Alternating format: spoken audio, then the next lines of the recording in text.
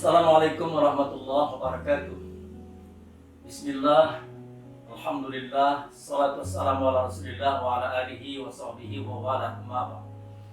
Yang kita hormati dan kita muliakan para pemirsa dimanapun Anda berada. Hari ini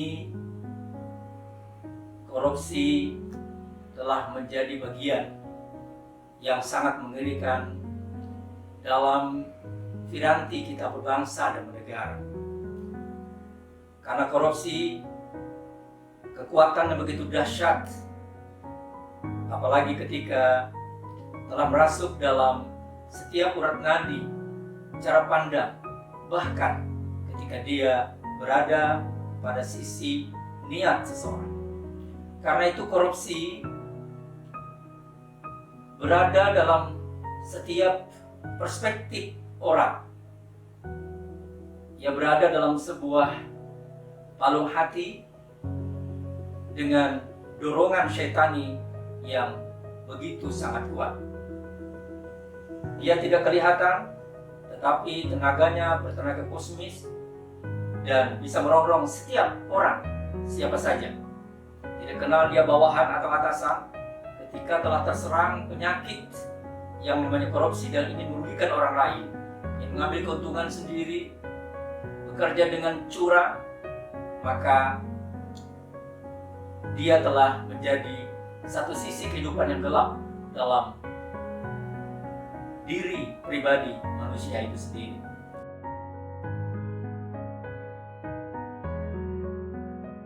Para pemirsa sekalian yang saya hormati dan kita muliakan, hari ini kita bisa mengetahui dengan seksama bahwa bangsa kita, bangsa Indonesia yang kita cintai, telah melakukan perlawanan yang begitu kuat terhadap korupsi, terhadap budaya korup, sistem yang korup.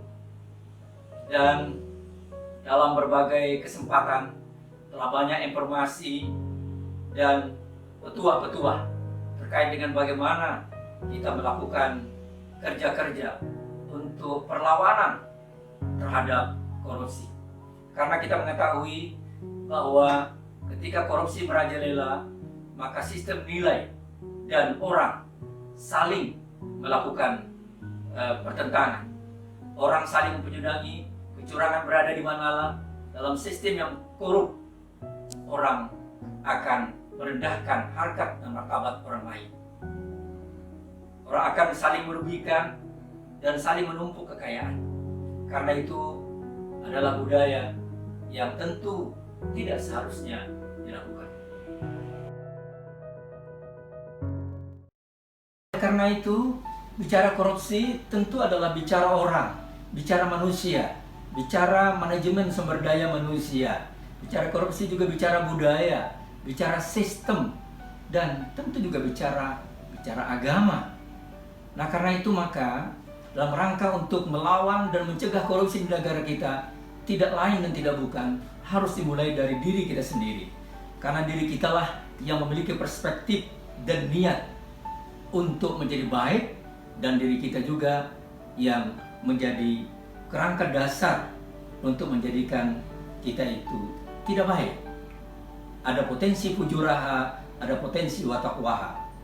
Oleh karena itu, maka setiap kita ya, dalam sebuah sistem sosial atau sistem kelembagaan mesti melakukan kelola orang sedemikian rupa. Seorang pemimpin sejatinya melakukan pengelolaan orang sedemikian rupa. Pengelolaan orang itu nanti akan memberikan implikasi bagaimana melakukan pengelolaan uang, pengelolaan barang, pengelolaan program, dan pengelolaan data dan informasi. Pada hakikatnya semua yang dikelola itu adalah berawal dari faktor manusianya, al-insannya. Karena di dalam diri manusia itulah terdapat hal-hal yang bisa menyebabkan gelap mata dan gelap hati. Oleh karena itu, maka dalam kerangka membangun sistem Kementerian Agama yang bersih dan melayani, tentu dimulai dengan bagaimana kita memahami terkait dengan bahaya korupsi, baik bagi diri kita, bagi keluarga kita, maupun bagi sistem budaya, sistem nilai, dan negara bangsa.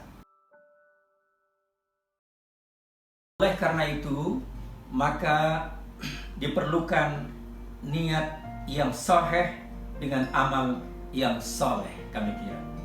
Tentu setelah itu adalah bagaimana kita membangun sistem secara komprehensif dalam sebuah sistem yang sangat sistemik untuk mengawal tatanan yang menghindarkan kita dari sikap dan sistem yang koruptif.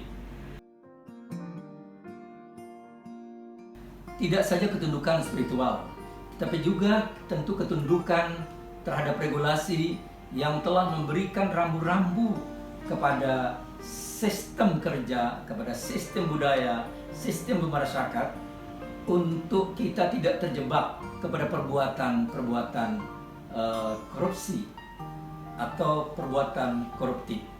Karena hal ini akan menghancurkan sendi-sendi kekuatan sosial, kekuatan berbangsa dan bernegara.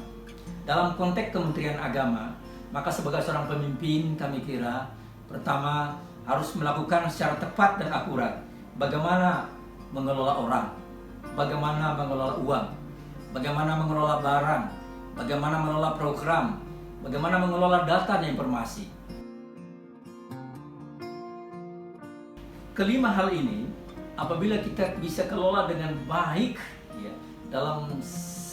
dengan dasar-dasar nilai etika, moral, dan tentu regulasi yang sudah disampaikan, sudah menjadi paduan dan pedoman dalam dunia kerja, maka kami kira kita akan mendapatkan sebuah sistem kerja yang bersih, yang melayani, yang sangat kreatif, jauh dan terhindar dari hal-hal koruptif. Tentu selanjutnya adalah bagaimana kita melakukan pengawasan dan kontrol, melakukan mitigasi terkait dengan hal-hal yang bisa menjadi potensi untuk melakukan korupsi, baik dalam diri sendiri maupun dalam sistem dan mekanisme kerja. Apabila dilakukan secara ketat, tentu dengan pengawasan dan kontrol yang baik ya, yang ahsan ya, maka kita akan melihat bahwa Kementerian Agama ke depan akan menjadi sebuah lembaga kementerian yang betul-betul kembali kepada asasnya, kepada jargonnya, yaitu jargon ikhlas beramal. Dan dua kata ikhlas beramal itu adalah kata menurut saya, kata yang betul-betul turun dari langit. Ya.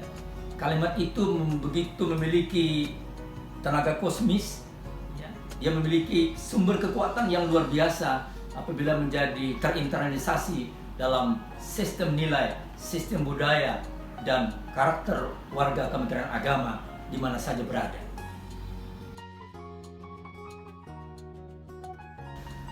Para pemirsa yang saya hormati dan saya muliakan, terakhir izinkan kami menutup pidato singkat ini dengan beberapa bait pantun.